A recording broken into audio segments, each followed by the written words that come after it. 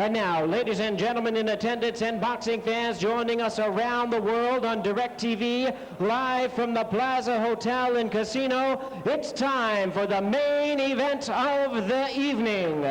Introducing to you first on my left, fighting out of the blue corner, wearing blue trunks with white trim, hailing from Owensboro, Kentucky. He weighed in at 215 pounds. His record stands at 12 wins, 2 losses, with 8 of his wins coming by way of knockout. Ladies and gentlemen, introducing Mark, the Mark of Excellence, Bradley.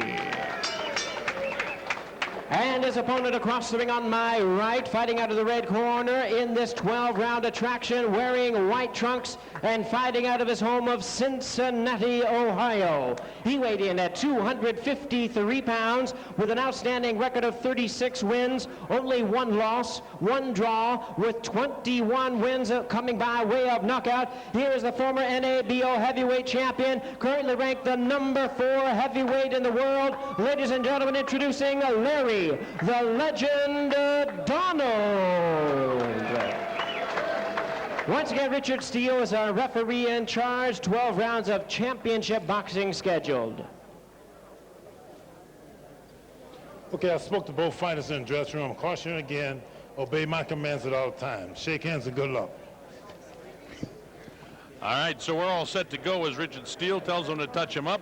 Larry Donald should be able to outclass this guy. Larry looks in terrific shape. The things we're looking for from Larry Donald now to see if he's improved on his power as he did in his last fight. We saw him about a year or so ago fighting in Minnesota, and he looked the best I've seen him in a long time, throwing more right hands. Bradley now is going to be very cautious in the early going against this big, strong guy that he's in there against. Bradley, the pride of Owensboro, Kentucky, and he knows all his buddies are watching him, and he wants to shine tonight, too. Back on his heels, trying to stay away from the great big guy. Donald, don't forget, is 3 inches taller and a lot heavier.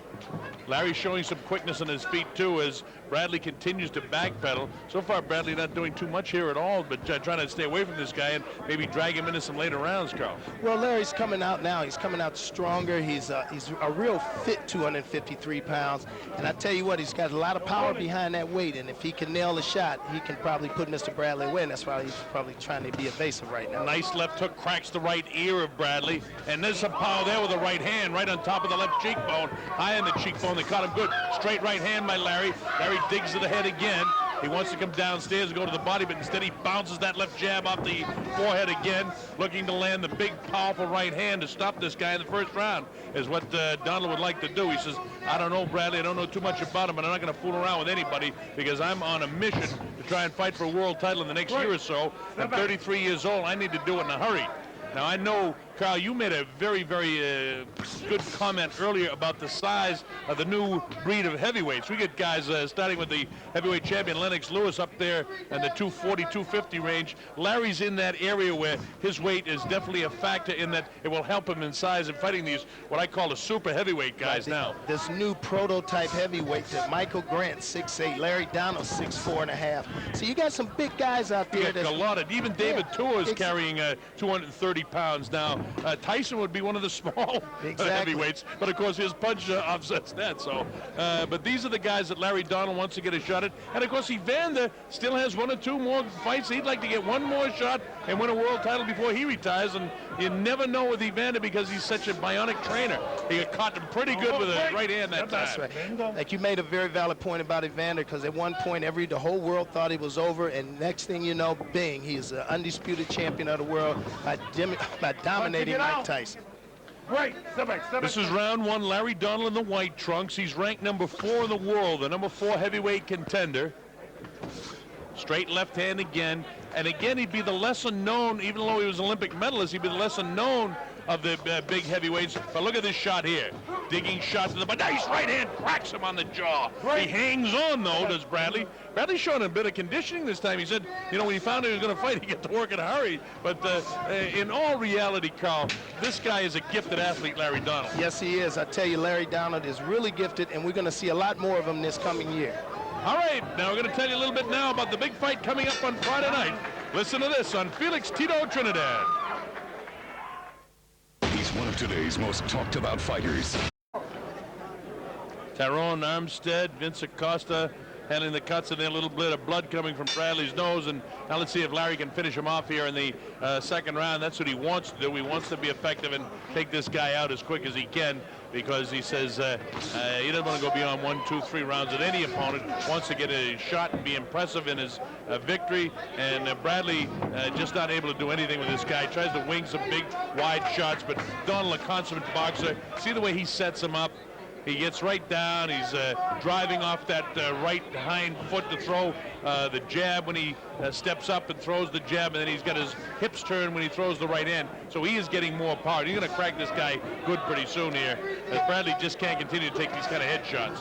And you know, for all practical intents and purposes, Larry Donald was not in camp as long as he normally is, and I think he's done a good job thus far. And I think if he picks the pace up a little bit, Bradley's in a lot of trouble. There's a cracking right hand that drops Bradley to the canvas here in the second round. It's already up to 4 and 5. Richard Steele looks into his eyes and says, no, not tonight. You're not going to take any more punishment. Not on my watch. It's all over for Mark Bradley. So Larry Donald came and did what he came to do. He knocked this man out in the second round, and that's exactly what he wanted to do. Show some more power, and now he's screaming at Don King, saying, come on, Don, I want to fight for the title. Get me the champion. I want to fight for the title. And Don King, as you know, you see him there. Don's right here. He will have him fighting for the title very, very shortly, because Don knows one thing. When you have a heavyweight that can crack like Larry Donald, that translates into dollars. And one thing I've learned about the Kings over the years, they like their dollars. Yeah, we certainly do. Let's take a look at this finish. That was a good comment, by the way. But let's take a good look at this. There's a left hook that missed, and Larry just landed the right hand, and down went Bradley, and he's out for the count. And Richard Steele did the right thing by not letting him continue. Here's another angle. As you can see, the left hook, he blocked the left hook, but he opened himself right up for the right hand, and down he went, and that's it for us. All she wrote. Showing some pretty good hand speed. Now, make no mistake about it, this was an opponent-type fighter, but it's so hard because the top 15 or 20 ranked heavyweights in the world, they don't seem to want to fight each other because they're all looking for that big Right. goose egg, the golden egg at the end of the rainbow, and that happens when you fight for the world title, or like Grant has suddenly got himself in a situation to fight for the heavyweight championship of the world after almost getting knocked off by Andrew Galata. So taking the Galata fight was a very dangerous one. In his case, Larry Donald doesn't want to do that. I see that we must get this thing official. It came at 1:02 of the second round, but Jimmy Lennon has the official timing. So let's go to our ring announcer, Jimmy Lennon Jr. Ladies and gentlemen, we have the time of 1 minute 2 seconds of round number 2. Our referee in charge, Richard Steele, stops the contest. The winner by way of technical knockout, Larry, the Legend Donald.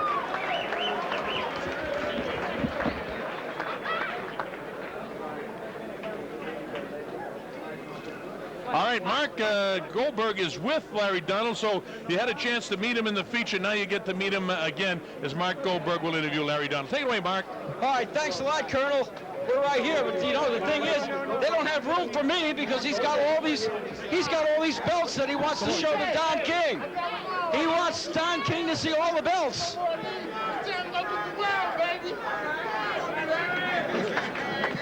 right, Larry. Larry, let me get in here for just a little bit here. Not much tonight. You went in there and did what you had to do. Most definitely. You know, like I said, the year 2000 is my year, and whoever they put in front of me, I have to destroy him. You know, this NABO might not be a lot to people watching, but it did mean a lot to you to get this belt back, didn't it? Oh, most definitely. All my belts mean everything to me. Everything I got here, every time I fight, I put it on the line. Immediately, his hands went down. He was defenseless. It appeared that you really could do anything you wanted to, and basically that's what you did. Well, it was just a matter of time. You know, he was doing a bunch of running, and you know, I just had to settle down and catch up to him. Now, what were you saying over there? I was behind you, so I didn't even hear it. So what did you say to Don King? Yeah, basically I was telling Don that, hey, there's no more room for these belts. It's time for me to go get to work. I have to bring it back to the family. So watch out, Lewis. Here I come. And I'm taking on all the opponents. Evander Holyfield, Mike Tyson. It don't make no difference. I got to fight the best in order for me to be the legend. And you want to do that this year? You don't want to do it all in 1 week, do you? No, not in 1 week, but you know, if I can get at least 2 of them before this year.